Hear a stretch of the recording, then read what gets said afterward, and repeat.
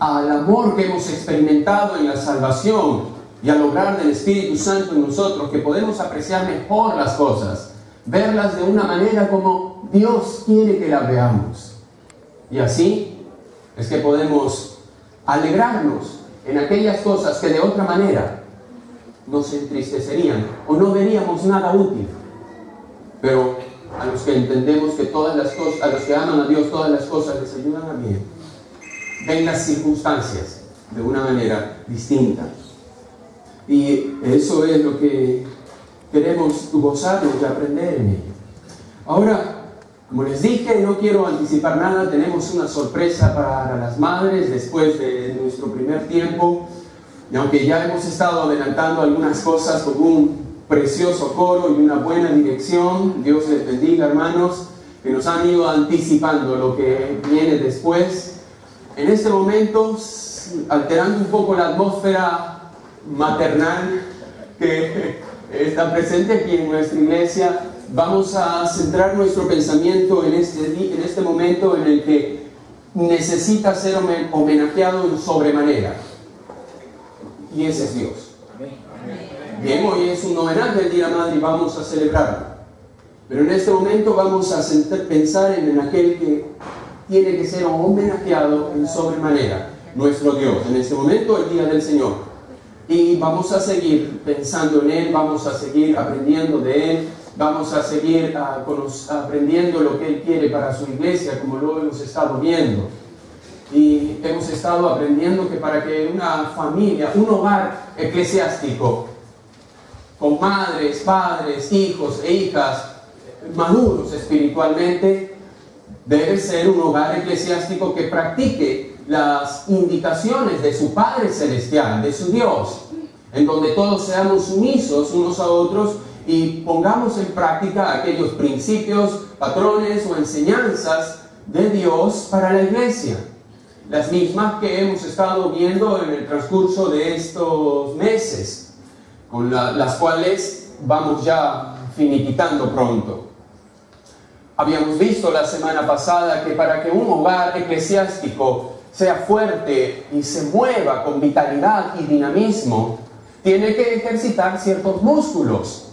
Y siguiendo con la analogía del cuerpo de Cristo, la iglesia, así como un cuerpo humano tiene no se soporta únicamente con un esqueleto, con sistemas internos, el corazón, sino que también necesita músculos para poder desenvolverse en la vida, para poder moverse, para entrar en dinamismo. Así también la iglesia, aun cuando pueda sostener ciertas doctrinas ortodoxas, necesita entender cuáles son los movimientos del cuerpo, cuáles son los ejercicios que van a producir fortaleza, no física sino espiritual en el cuerpo. Y estos músculos son los que debemos desarrollar como cuerpo eclesiástico. Unos de ellos fueron los que vimos la semana pasada, tales como la predicación y la enseñanza. Es un músculo fundamental que debemos ejercitar, el cual debe ser central en la vida de la iglesia, porque este músculo es el que permite mayor expresividad al cuerpo, fortaleza al cuerpo, la predicación y la enseñanza. Luego vimos que otro músculo que debemos ejercitar es el evangelismo y las misiones. Evangelismo y misiones es algo que debemos desarrollar no en teoría, sino en la práctica. Y el mejor evangelismo que una iglesia puede desarrollar es a nivel personal, sin desmerecer las campañas, un evento evangelístico en la iglesia. No obstante, más efectivo es el evangelismo personal, en donde tú y yo estamos hablando con nuestros vecinos, con nuestros compañeros de trabajo, con nuestra comunidad, con nuestro vecindario, compartiendo de Cristo. Y el evangelismo indudablemente te conecta a misiones, porque el evangelismo empieza con la pasión por las almas perdidas. Es con ese sentir que el misionero sale de su lugar para compartir de Cristo a otras personas, en el caso del misionero, en lugares más distantes. Y luego el tercer músculo que vimos es la adoración. Una iglesia necesita tener, o mejor dicho, entregar un buen culto de adoración, que homenajee a Dios. Un tiempo constante en el que estemos homenajeando a Dios como Él se merece. Este es un culto de adoración. La adoración, pues, es imprescindible para la iglesia, porque ella le da expresividad a nuestros sentimientos, a nuestras emociones. Nos permite verbalizar aquellas ideas, aquellos sentimientos que tenemos respecto a Dios. Nos lo permite expresar mediante cantos, mediante alabanzas, mediante salmos, mediante himnos. Y también vimos que la adoración no solo se limita al tiempo de canto congregacional, sino también a nuestra vida cristiana diaria, presentándonos como una ofrenda viva que eleve un olor fragante delante de Dios. Adoramos a Dios en espíritu y en verdad, esto es conforme a sus gustos, conforme a su palabra. Otro músculo que debemos desarrollar, amados hermanos, es no menos importante que los anteriores. Ese es la oración. La oración es uno de los músculos claves del cuerpo. No sé si será el bíceps del cuerpo o los pectorales del cuerpo, la oración. Pero sin duda es un músculo mayor en el cuerpo de Cristo, que de no ejercitarse, como todo músculo, quedará débil. Y en consecuencia, el cuerpo no se moverá como Dios quiere que se mueva. La oración es, pues, un músculo fundamental a desarrollar. No se desarrolla solo, se desarrolla sobre nuestras rodillas. Ese es el músculo de la oración. La oración es, pues, una de las actividades más fortalecedoras para la iglesia. Sin embargo, y tristemente debo decir, muchas veces la más descuidada de todas ellas. Algunos ven la oración como una mera vía de comunicación sin retorno o respuesta. Piensan algunos, una forma de exteriorizar los pensamientos y sentimientos de modo que podamos descargar nuestras tensiones emocionales internas generadas por la presión del día. Esto es hacer de la oración un mero ejercicio psicológico para descargar preocupaciones. Pero eso no es la oración. Por otro lado, parece entenderse la oración como algo que necesitamos hacer solo cuando estamos en problemas o en necesidades. En algunos casos la oración es relegada solo con respecto a mí, a nuestra vida personal. Es decir, el sujeto en mi oración es yo. Yo y yo. Y en el mejor de los casos extendemos nuestras oraciones a personas inmediatas a nosotros, olvidando así todas las demás esferas sociales que necesitan de nuestra oración. Pero la Biblia es clara al señalarnos distintos aspectos de la oración. Por ejemplo, y leo para ustedes, 1 de Timoteo capítulo 2, verso 1, nos señalan los distintos aspectos de la oración. Allí encontramos rogativas, oraciones, peticiones y acciones de gracias. ¿Notas? Rogativas, peticiones, oraciones y acciones de gracias. Estas nos indican los distintos aspectos de la oración. También nos indica cuáles son las áreas de necesidad por las que debemos orar. La Biblia nos indica muchas cosas por las que debemos orar. Debemos orar por las iglesias, nota mi plural, no mi singular. No he dicho por la iglesia, por las iglesias locales. No solo debemos orar por nuestra iglesia, debemos orar por nuestras iglesias amigas. Piensa en este momento, ¿cuántas iglesias amigas conoces? Ora también por ellas. Debemos también orar por las autoridades públicas. Independientemente del partido político que tengas, Dios te manda a orar por el partido político de turno, por nuestros políticos, para que nos vaya bien. En especial si no son de tu preferencia. Con razón, mayor razón debes orar por ellos. También debemos orar, y esta es la parte a veces más difícil o más olvidada de la oración, orar por los que nos ultrajan, por los que nos tratan mal. Ellos necesitan nuestras oraciones. por nuestros enemigos, dijo Jesucristo. Debemos orar por ellos. Debemos orar también por el bienestar del pueblo de Dios. En fin, la Biblia nos enseña que las esferas sociales que necesitan nuestra oración son muy amplias. Son mucho más amplias que las cosas por las que usualmente oramos. A veces olvidamos también aquello que se llama intercesión, por orar solo por nosotros o por nuestros problemas. Debemos interceder los unos por los otros. Ahora bien, la oración no se restringe a pedir por uno o por otro, sino que además incluye no solo peticiones, sino que cosa más, acciones de gracias. Y esto a razón de que Él, Dios, es únicamente Dios magnífico. Las acciones de gracias empiezan en este orden. Por ser Dios quien es. Y por haber hecho Dios, por lo que hizo Dios conmigo. ¿Notas el orden? El orden es, por ser Dios quien es, agradezco a Dios. En segundo lugar, agradezco a Dios por lo que Él ha hecho conmigo y con otros. No es al revés. Solemos dar gracias o se nos despierta el sentido de agradecimiento cuando hemos sido beneficiados, bendecidos o ayudados. Y eso es correcto hacer. No obstante, ¿cuántas veces estamos acercándonos a Dios para agradecerle? No por lo que Él ha hecho por mí, no por una petición respondida, sino simplemente por lo que Él es y punto. Dios, gracias por ser tan todopoderoso. Dios, gracias por ser tan magnífico. Dios, gracias por ser tan hermoso. Todas aquellas cosas que has hecho y que leo en la Biblia.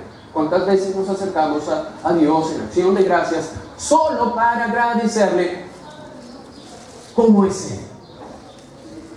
Es muy importante que tengamos en cuenta esto como iglesia, hermano, y cuando nos reunamos los viernes, agradezcamos a Dios también por eso.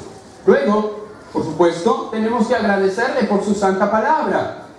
Qué bendición el día de hoy tener la Biblia en los distintos formatos en los que lo tenemos, electrónico, impreso de distintos tamaños, la libertad de poder leerla, tanta literatura cristiana edificante que nuestras generaciones pasadas no disfrutaron, pero que hoy sí. Agradezcamos a Dios por su palabra escrita. Un ejemplo de esto es Salmo 119, una oración a ver de cómo agradecer a Dios por su palabra. Léete todo el Salmo 119. Salmo 119 es un modelo de oración en agradecimiento por la preciosa palabra de Dios. Allí encontrarás muchísimos sinónimos de Biblia. Lee el Salmo 119 y luego agradece a Dios por su palabra. También agradecemos y esto tal vez salga del cuadro, por sufrir por Él. ¿Cuántos de nosotros cuando somos afligidos, fustigados, asusados por otras malas personas, lo primero que hacemos es inclinar nuestras rodillas y decir, Dios, gracias por esto. No sé qué está pasando, a mí no me gusta, no quisiera experimentarlo, pero gracias, Señor, porque creo que aquí hay algo en tu voluntad. Por ejemplo, Hechos 5:41 nos da un ejemplo de una oración de agradecimiento por ser fustigados por los enemigos. Hechos 5:41 dice: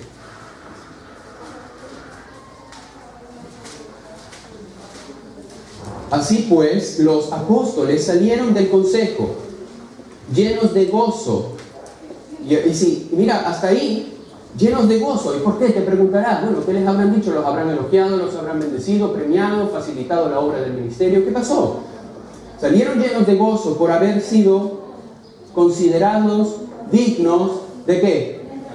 De sufrir afrentas por causa del nombre o padecer. Sufrir afrentas por causa de Cristo. Normalmente no nos consideraríamos así, ¿no? Nos consideraríamos víctimas de las circunstancias, víctimas de las malas personas.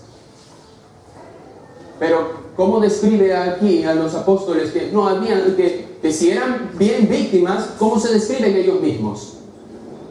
Gozosos, gozosos por haber sido considerados dignos de sufrir afrentas por causa de Cristo. Si Cristo sufrió, no esperes tú no sufrir. Si Cristo fue insultado, rechazado, escupido, no esperes tú no sufrir lo mismo. Al contrario, esperemos eso. No olvidemos que vivimos en un mundo impío. En fin, estamos en esta tensión, en esta dificultad. Y cuando estemos en esa dificultad, estemos agradecidos por todo lo que Él hace en medio nuestro y con nosotros. En todo momento, oremos al Señor, hermanos. Es simpleza decir que la oración es importante, ¿no es cierto? No se necesita hacer un sermón sobre eso, ¿o sí?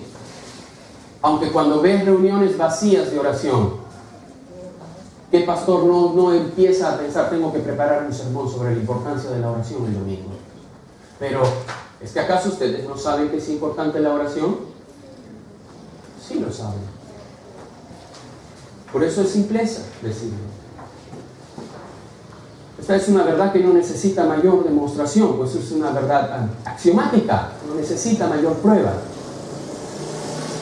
Sin embargo, es práctica de la oración congregacional que muchas veces en la iglesia se ve olvidada.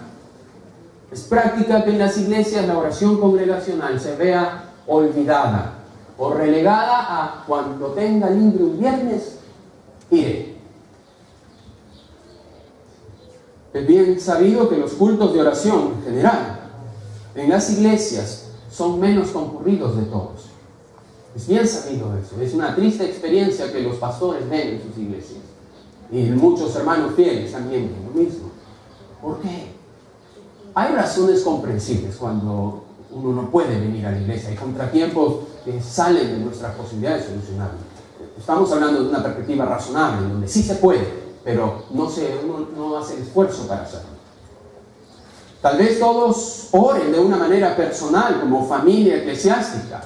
Tal vez todos oren de una manera personal, pero como familia eclesiástica no lo hacemos. Una oración congregacional es lo que necesita toda iglesia para avanzar juntos ante las pruebas, para apoyarnos juntos mediante nuestras oraciones. La iglesia en su conjunto, necesita demostrar cuán agradecida está con Dios por medio de nuestras reuniones públicas de oración. Es en ese momento que debemos expresar nuestro agradecimiento, compartir nuestras necesidades. Es allí donde encuentra la relación, es ahí donde se encuentra la oportunidad de ayudarnos unos a otros, de servirnos unos a otros. Un tiempo de acción de gracias es necesario calendarizar para las actividades anuales de la iglesia. Así también un tiempo de vigilia sería sumamente muy provechoso para el fortalecimiento y enriquecimiento espiritual de la iglesia. Debemos recordar que lo hermoso de la oración no es tanto que Dios escucha lo que pedimos, sino que se complace en respondernos. Piensas en ese Dios tan alto, tan majestuoso, tan todopoderoso, que no solo escucha, sino que se complace en responder nuestras peticiones.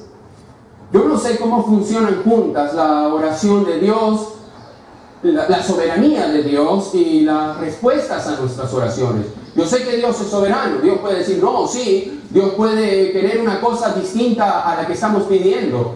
No sé cómo funciona la soberanía de Dios y las respuestas a sus oraciones, a nuestras oraciones.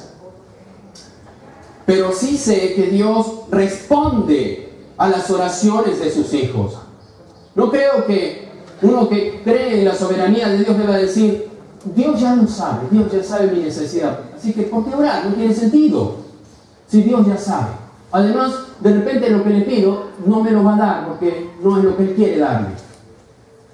Eso no es sano hacer, no es correcto pensar.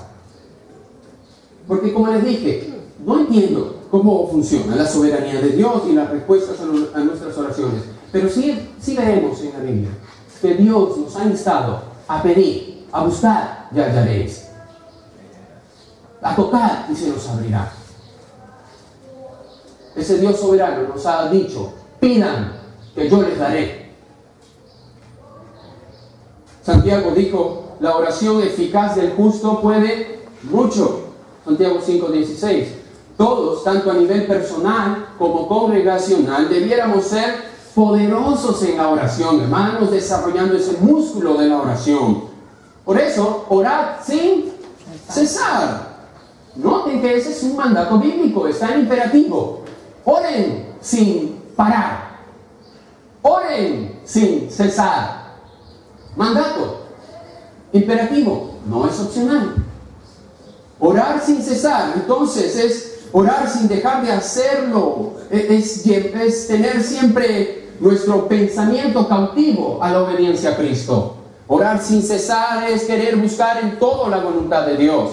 Orar sin cesar es preguntarle todo a Dios. Orar sin cesar es pues viviendo conscientes de nuestra relación con Dios. Orar sin cesar es eso.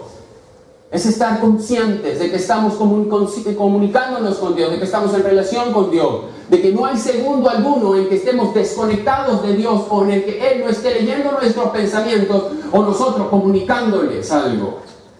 La voluntad de nuestro Señor y Redentor es que su pueblo se distinga por orar. Este es un distintivo de la iglesia. A veces se hablan de distintivos denominacionales, pero ¿qué hay de los distintivos puramente bíblicos? Uno de ellos es que una congregación debe distinguirse por ser una casa de oración. No una casa teológica, una casa de oración. Isaías 56, verso 7, Dios declara su intención que el lugar de reunión para adorar a Dios debe ser considerado como casa de oración para todos los pueblos. Eso es lo que dice Isaías 56, 7. Ser una casa de oración es, por tanto, un rasgo distintivo de la iglesia en medio de nuestra sociedad incrédula. En medio de una sociedad que, si bien algunos oran, pero oran a falsos dioses, oran a estatuillas, oran a estampas, oran a imágenes, que tienen oídos y no oyen, que tienen ojos y no ven, que tienen boca y no hablan. Pero nosotros oramos a un Dios que escucha, ve y responde su oración. Ese es un testimonio vivo ante un mundo que ora a dioses equivocados. Después, un rasgo distintivo también, que nos amemos unos a otros. Ahí ya tienes dos distintivos de iglesia. Distintivos bíblicos de toda una iglesia. Ser una casa de oración. El segundo, ser un lugar donde se aman unos a otros. Donde se aman. Juan 13, 34 o 35 dice así. Juan 13, 34 y capítulo 13, verso 34 al 35. Este mandamiento nuevo les doy, que se amen los unos a los otros, así como yo los he amado, también ustedes deben amarse los unos a los otros. De este modo todos sabrán, ¿quiénes? Todos los de afuera, los que no están dentro de la iglesia, sabrán que son mis discípulos, si se aman los unos a los otros.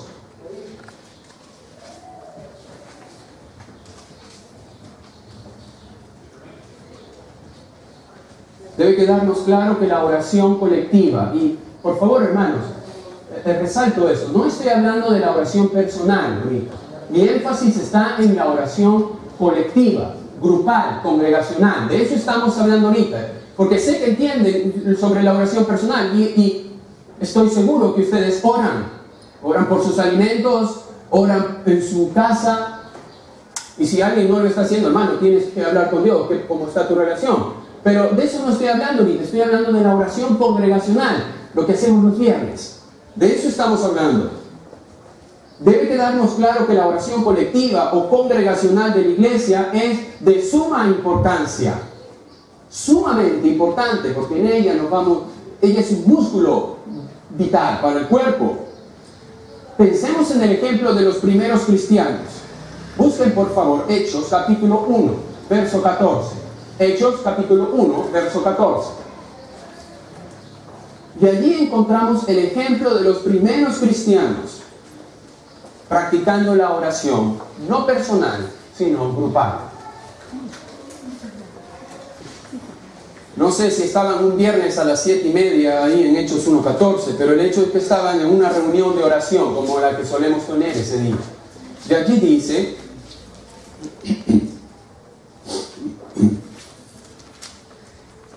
todos, repito, todos estos perseveraban unánimes en oración y ruego.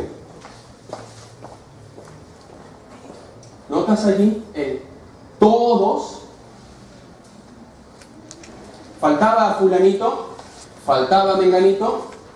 No, estaban todos perseverando unánimes en oración y ruego. Ahora en el capítulo 2, verso 1, dice: cuando llegó el día de Pentecostés, estaban 2:1. Cuando llegó el día de Pentecostés, estaban todos, de nuevo, todos unánimes juntos. No faltaba alguno, estaban todos. Todos los hermanos estaban presentes. Después vino la gran bendición de Pentecostés. Y lo que observamos es que los nuevos convertidos, juntamente con los demás creyentes, dice la Escritura, perseveraban en la doctrina de los apóstoles, en la comunión unos con otros, en el partimiento del pan y, Hechos 2:42, en las oraciones. ¿Cuántos? ¿Algunos? Todos.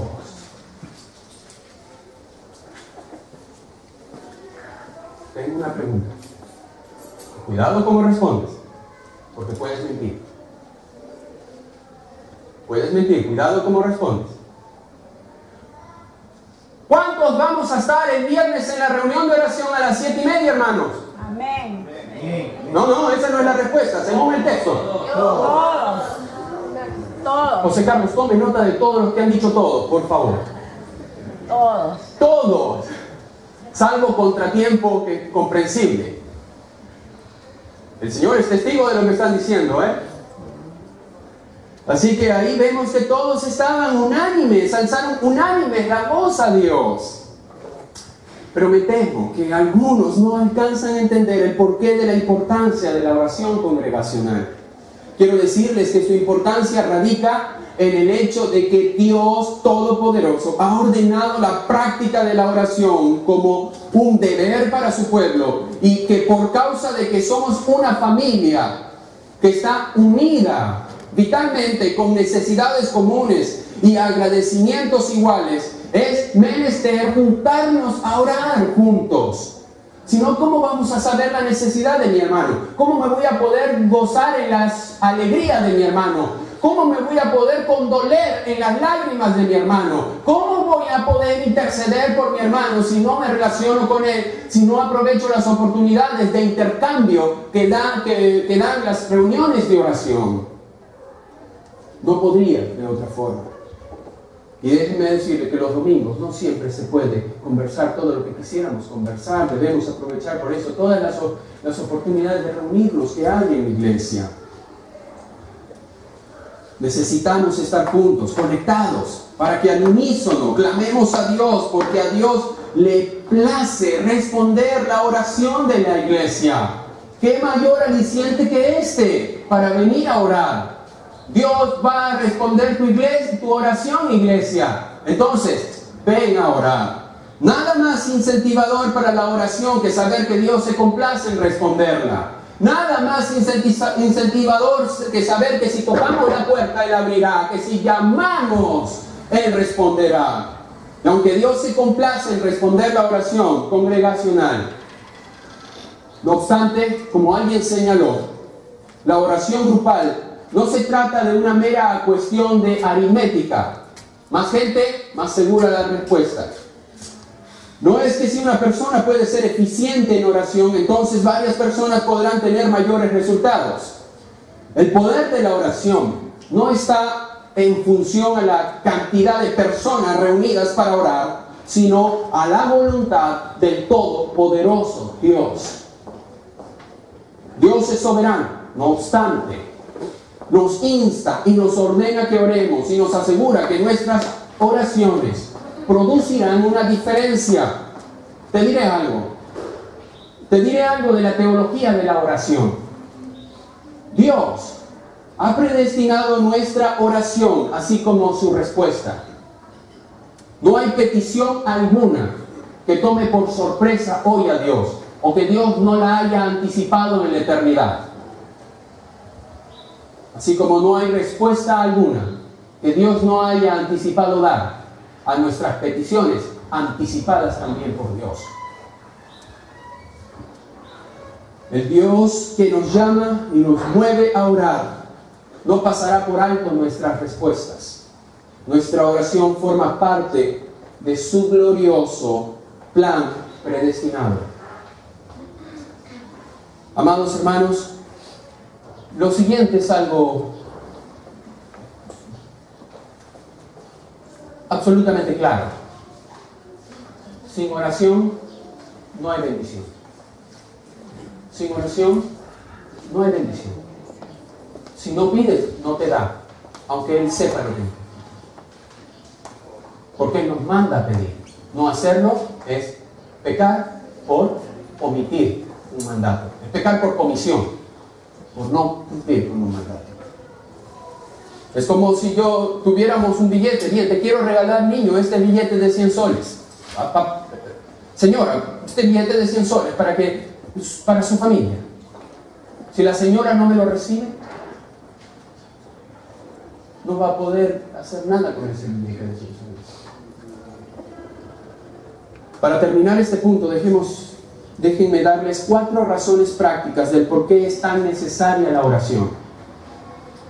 Primero, es necesaria para demostrar que dependemos del poder y la provisión de Dios. Necesaria para demostrar que dependemos del poder y la provisión de Dios.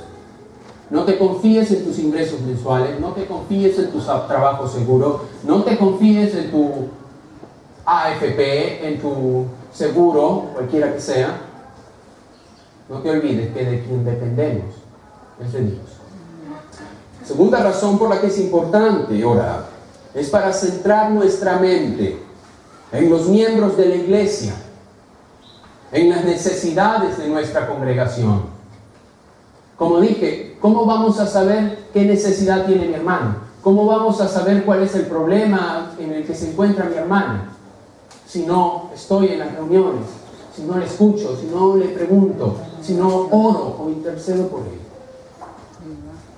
De esa forma Dios entrena a su pueblo a preocuparse por la comunidad y los ministerios de su iglesia local. Debemos estar orando por nuestra iglesia también. ¿Cómo nos informamos para saber qué orar por nuestra iglesia? Cuando estamos también los viernes. Ahí tenemos un tiempo, los que conocen la reunión, tenemos un tiempo de compartir algunos testimonios, compartir algunos pedidos. Es un tiempo informativo, más que curioso por saber qué está pasando con el hermano o la hermana. No se trata de eso, se trata de, como en toda familia, ser comunicativos.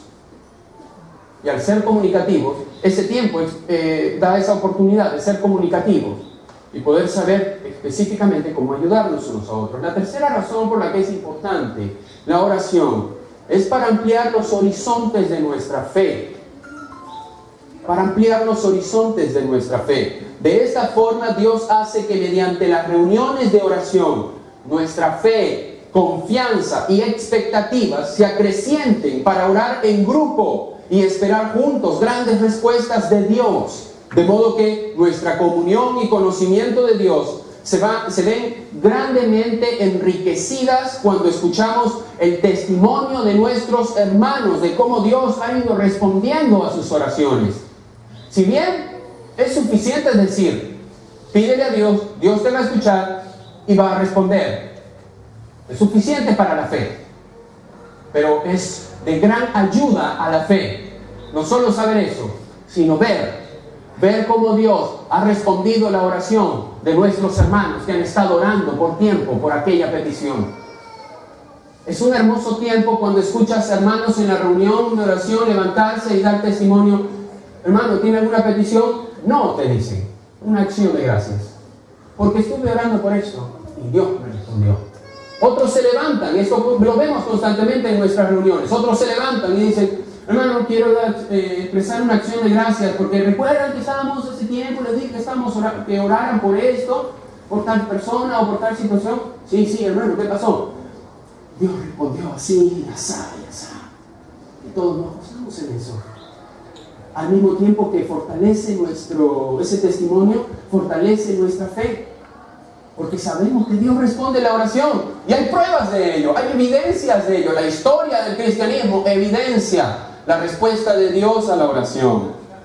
Y cuarta razón por la que debemos orar es para proporcionar una educación en la oración. Y en realidad esta razón es la razón por la que debemos asistir a las reuniones de oración.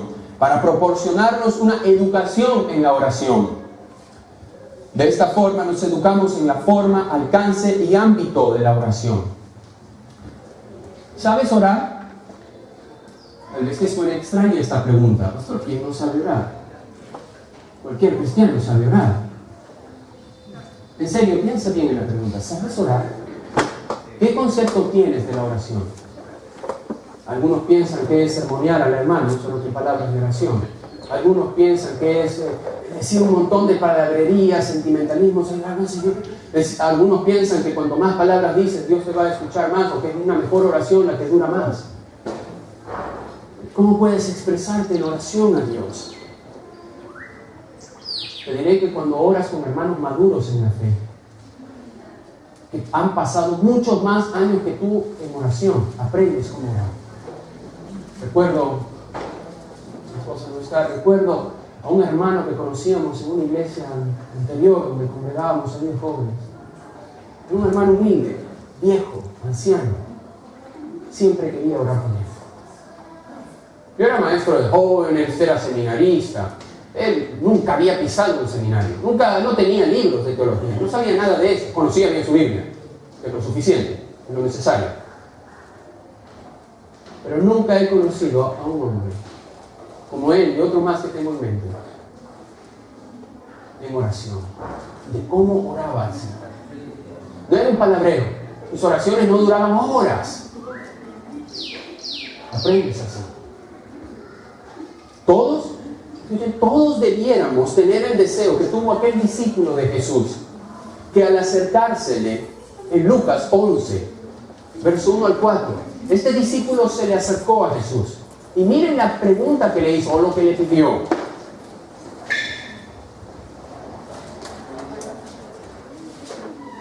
Allí, en Lucas 11, verso 1 al 4.